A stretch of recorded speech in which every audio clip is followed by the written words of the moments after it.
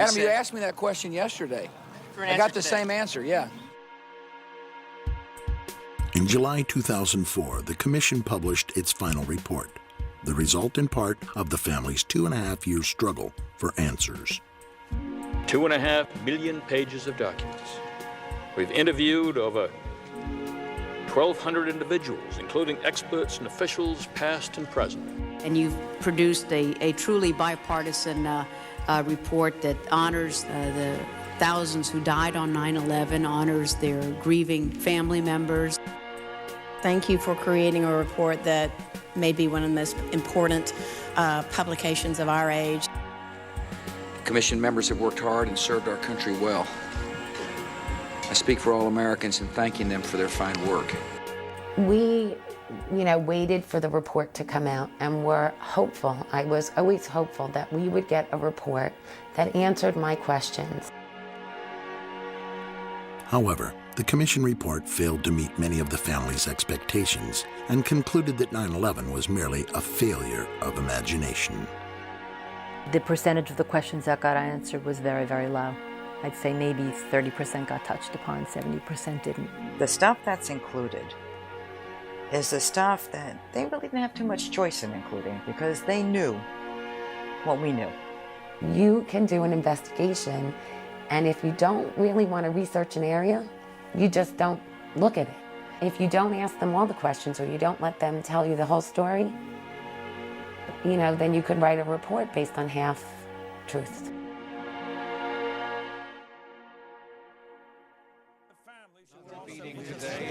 What is their feeling? Are the people who lost loved ones at 9/11 like the families of guys who were lost in Vietnam? They just can't get over it. Sometimes people try to become crusaders because they can't deal with reality. The families, I think, have to understand that it's virtually impossible to conceive of any way in which these attacks could have been stopped, even had the best things happened.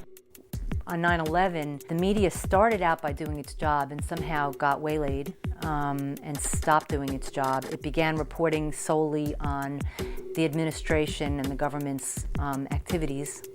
The news media, while yielding a fact here, a fact there, failed again and again to connect the dots.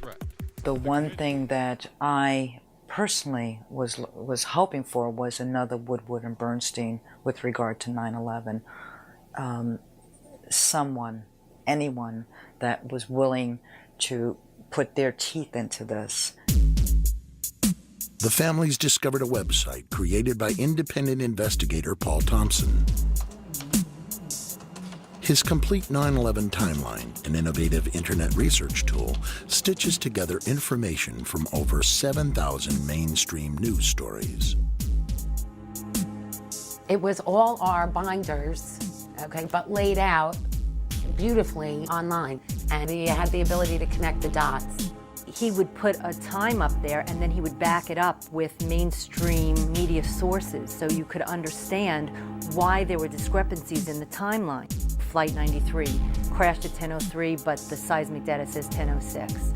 And then he'd have a link so you could see the seismic data. The whole mystique of intelligence is that you acquire this very valuable information covertly. If the truth be told, about 80%, 80, of any of what the information that one needs is available in open source materials. Thompson's work soon gained mainstream media exposure. Paul Thompson's timeline is based on public documentation of what we know, what the world knows about 9/11. James Ridgway was among the first to bring attention to Paul Thompson's timeline. It has to be almost taken more seriously than the 9/11 Commission because, it's open. There's nothing secret here. As I began researching, I noticed this curious phenomenon, which is that there's a lot of explosive information that has come out in the mainstream press, but it comes out buried. As a casual observer of the news, I'd never noticed any of this stuff. You might find one important bit of information in, say, a newspaper story, and another bit of information on a news show. And if you start to put all those rather obscure stories together, you end up with an almost completely different narrative. For just about any area relating to 9/11, the story is quite different if you dig deeper into the news. And clearly, something yesterday took place in New York that was not foreseen, that we had no specific information about. Like most Americans, Thompson initially didn't question the Bush administration's first statements about the attacks. The administration consistently maintained that there were no warnings or specific threats. No specific threat involving really domestic operation or involving what happened, obviously, the cities, the airliner, and so forth. There were no warning signs that I'm aware of that would indicate this type of operation in the country. I first became interested in 9/11 around mid-2002, right around the time that President Bush's now famous August 6th PDB became leaked to the press. President Bush was told in August that Osama bin Laden might be planning an attack involving the hijacking of U.S. aircraft.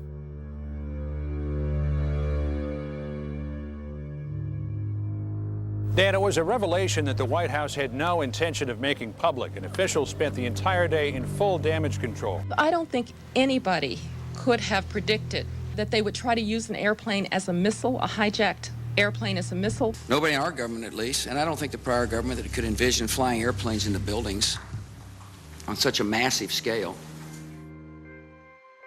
His interest piqued. Thompson began to search for news stories that might help him determine exactly how aware the White House had been of al-Qaeda's desire to use planes as weapons.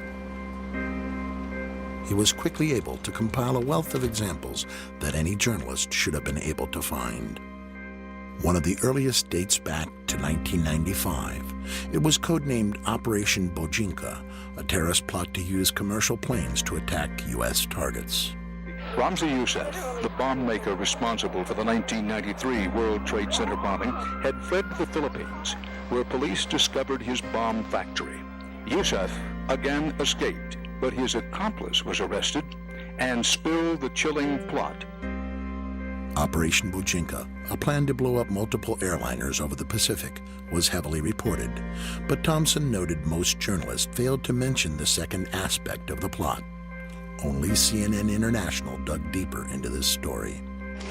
In confidential documents from the Philippines obtained by CNN, the plan was clear. He will board any American commercial aircraft, control its cockpit, and dive it at the CIA headquarters. Other buildings targeted the Pentagon and the World Trade Center. And the FBI, using the Philippine documents, did check the 4 flight schools named there, but found no evidence of any other planned terror attacks. Only NBC reported a stunning confession by a man allegedly trained by bin Laden. It was over a year before 9/11, a Pakistani-British man told the FBI an incredible tale, that he'd been trained by followers of Osama bin Laden to hijack airplanes, and he confessed he was now in America to carry out an attack. Khan was recruited into al-Qaeda at a British mosque, then flown to Lahore, Pakistan for hijack training in a Mach 767 cockpit before being sent to America, where he was told he would hijack a plane from JFK and fly it into a building. I told him before the 9/11, about more than a year, we hijacking an America airline. Khan claims he got cold feet. Instead of meeting his contact, he slipped away, gambled away all his money, and in fear turned himself in and confessed. I've been to Pakistan. I know about this hijacking, something going on. NBC News has learned Khan passed not 1, but 2 polygraphs. A former FBI official says Newark agents believed him, but word came from headquarters, quote, return him to London and forget about it. Access to this exclusive footage from NBC is now restricted. July 2001, according to 60 Minutes, Egyptian intelligence received a report that 20 al-Qaeda had slipped into the U.S. and 4 of them had trained on Cessnas. Now, to the Egyptians, pilots of small planes didn't sound terribly alarming, but they passed on the message to the CIA anyway, fully expecting Washington to request more information. The request never came. In fact, Thompson compiled stories about 14 different nations that had warned the U.S. prior to 9/11. You could have one story that comes out on the front page and another story that comes out on page B12. And what I found is that many times the story that comes out on B12 is more important than the story that comes out on the front page. March. Italian intelligence gave information to the U.S. based on their wiretap of an al-Qaeda cell in Milan. The LA Times and the Washington Post said the wiretaps warned of brothers going to the United States and a massive strike involving aircraft. August. According to Moroccan and French newspapers, an intelligence agent reported that bin Laden's men were preparing large-scale operations in New York in the summer or fall of 2001. The agent was then called to the U.S. to report this information directly. August. Britain warned 3 times of an al-Qaeda attack in the U.S., the final warning specifying multiple airplane hijackings. According to Britain's Sunday Herald, the warning was passed on to President Bush a short time later. It's unknown how many of these warnings, reported but buried in back pages, reached the White House through official channels. But one threat assessment is well known to have reached President Bush directly. It was known as the Presidential Daily Briefing, or PDB, of August 6th. The Bush administration kept it from the public for months until it was revealed in part by the CBS News in May 2002, putting the White House on the defensive. All of this reporting about hijacking was about traditional hijacking. You take a plane, people were worried they might blow one up.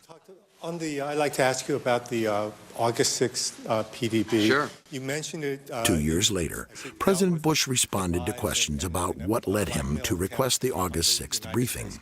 Yeah. Ed, I asked for the briefing, and the reason I did is because there had been a lot of threat intelligence from overseas, and so part of it had to do with the Genoa G8 conference that I was going to attend. 8 of the world's most powerful leaders gathered here to discuss global problems, and yet the threat of violence means they're having to keep the world at bay. Just prior to the G8 summit, CNN.com reported the head of Russia's Federal Bodyguard Service has warned of a plot by terrorist Osama bin Laden to assassinate George W. Bush. The LA Times reported U.S. officials were warned of a threat posed from the air by commercial airliners. It's terrorists as well as protesters the Italian government fears, so anti-aircraft batteries were on standby at the airport. Condoleezza Rice was present there, President Bush, Ari Fleischer, Karl Rove, President Bush's own family. They were going to sleep on a boat so that a plane couldn't go into a building. This floating resort will be home for 3 days for the G8 leaders, necessary for their safety. If the August 6 PDB was prompted by a threat from the air in Genoa, clearly President Bush, his spokesperson Ari Fleischer, and his national security advisor Condi Rice were more than aware of the threat of planes as weapons, but the news media appeared to miss the lead. You have information about simultaneous hijackings, No specific threat. planes being used as weapons. I don't think anybody could have predicted Specific targets, including mentions of Pentagon, World Trade Center. Nobody in our government, at least, and I don't think the prior government could envision flying airplanes into buildings.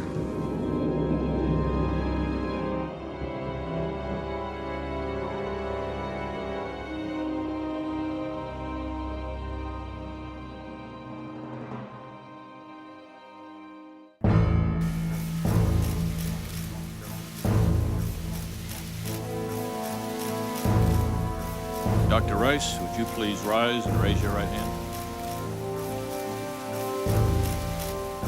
swear or affirm to tell the truth, the whole truth, and nothing but the truth. In April 2004, public pressure finally forced the White House to allow Dr. Rice to testify before the 9/11 Commission to answer questions about the PDB and the nature of warnings given the administration. The threat reporting that we received in the spring and summer of 2001 was not specific as to time, nor place, nor manner of attack. Almost all of the reports focused on al-Qaeda activities outside the United States. This sat in stark contrast to the warnings well documented in Thompson's timeline. What the August 6th PDB said, and perhaps I should read it to you. We would be happy to have it declassified in full. When she was testifying, one Ben Venice was really trying to get into the nitty-gritty. Did you tell the president at any time prior to August 6th of the existence of al-Qaeda cells in the United States? First, let me just make certain. If you could just answer that question, first, because I only have a very limited... I understand, Commissioner, but it's Did you tell the important that I also address... It wasn't like a trial. You couldn't grill these people till you got the answer. I really don't remember, Commissioner, whether I discussed this with the President. Just let me move on, if I may. There were no specifics. And what about August 6th? What did August 6th memo say? And then she would start going off. It was historical information based on old reporting. There was no new threat information, and it did not, in fact, warn of any coming attacks inside the United States. And what was the title of the memo? I believe the title was Bin Laden Determined to Attack Inside the United States. Now, the PDB... 2 weeks later, the White House finally declassified the PDB. There's lots of examples where it's a domestic threat.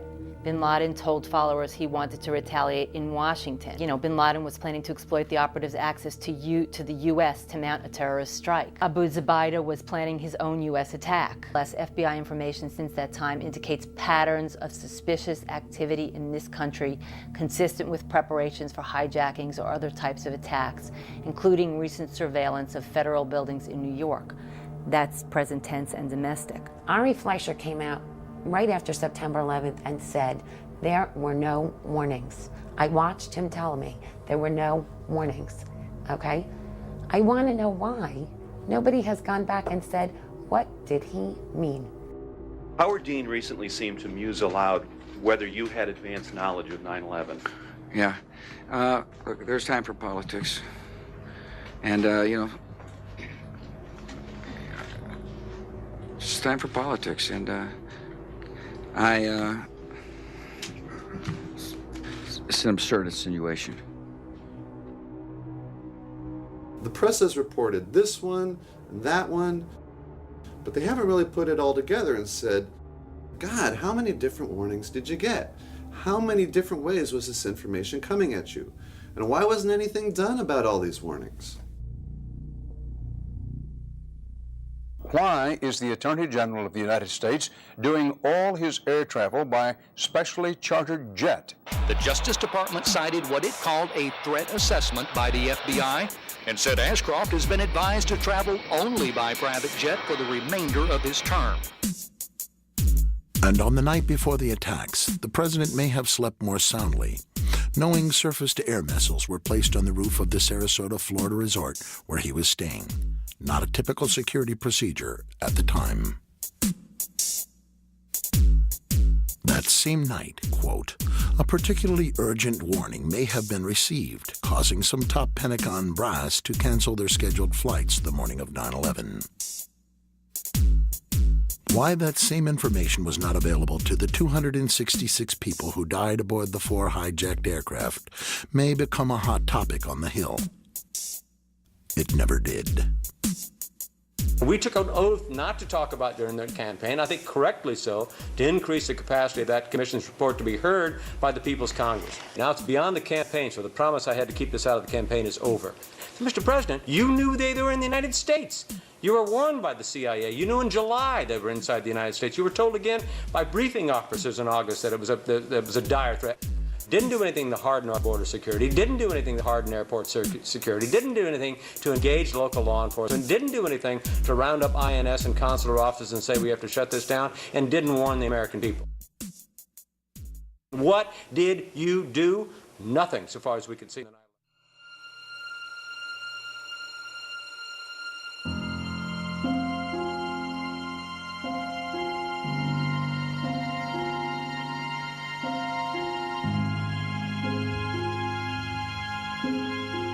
The government first said there were no warnings. There were. Then the White House insisted the warnings were not specific as to where, when, or how. The 9/11 families and the timeline connected the dots where the media didn't. There were many warnings. Most were detailed, some were urgent, and yet little or no defensive action was taken by responsible officials, except for their own personal protection. The public was better informed in the summer of 2001. Lives would have been saved. Maybe the attacks wouldn't have been prevented. Lives would have been saved. My husband was in Tower 2. If he knew that it was a terrorist attack, he wouldn't have stayed in the building. When they were told that the building was secure and to stay at their desk, maybe they would have left. Maybe, those who thought that the first attack was an errant plane would have thought differently and responded differently. But again, we weren't given the information to make any of these decisions for ourselves.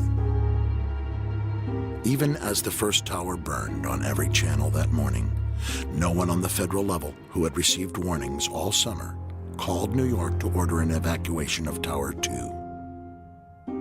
No one ordered fighters to perform any timely defensive action against the remaining hijacked planes. No one responded adequately to the crisis.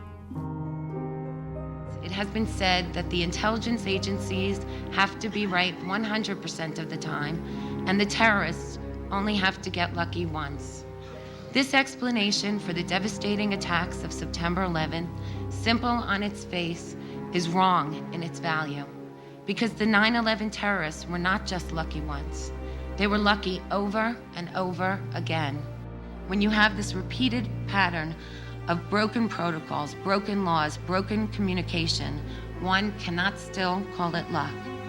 If at some point we don't look to hold the individuals accountable for not doing their jobs properly, then how can we ever expect for terrorists to not get lucky again?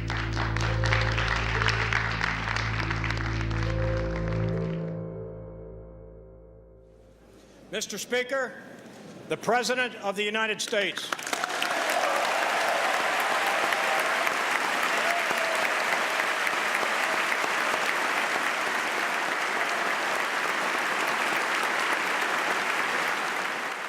On September the 11th, enemies of freedom committed an act of war against our country.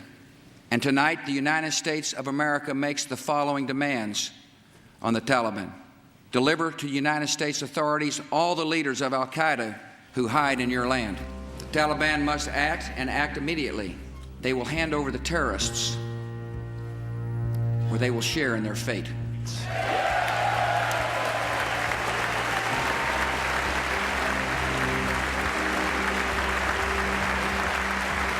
We have a live picture that we're showing from Kabul.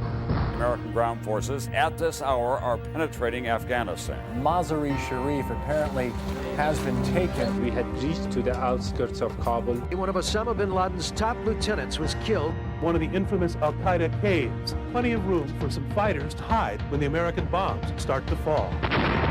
Unbroken military activity attacking the White Mountains. Despite the crushing defeat of al-Qaeda forces at Tora Bora, U.S. military officials still don't know where to find Osama bin Laden. This is Tora Bora, the remains. The rest of the Afghan fighters are headed home. The caves of Tora Bora conquered, a terrorist shelter, now just a hole in the ground. The distinguished interim leader of a liberated Afghanistan, Chairman Hamid Karzai.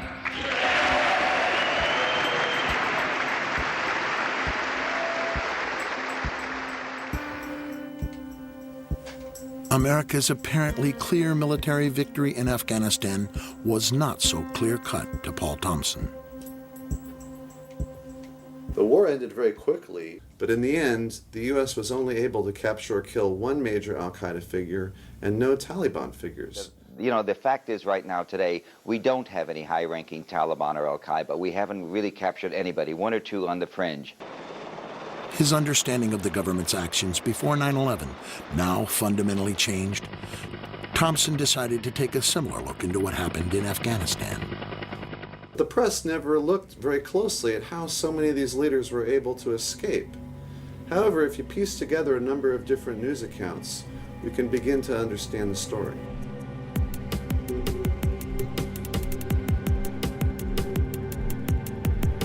Early November, the London Times reported bin Laden's closest advisors all escaped in a late-night convoy from the Afghan capital of Kabul. An eyewitness reported, "We don't understand how they weren't all killed the night before, because they came in a convoy of at least 1,000 cars and trucks. It must have been easy for American pilots to see the headlights."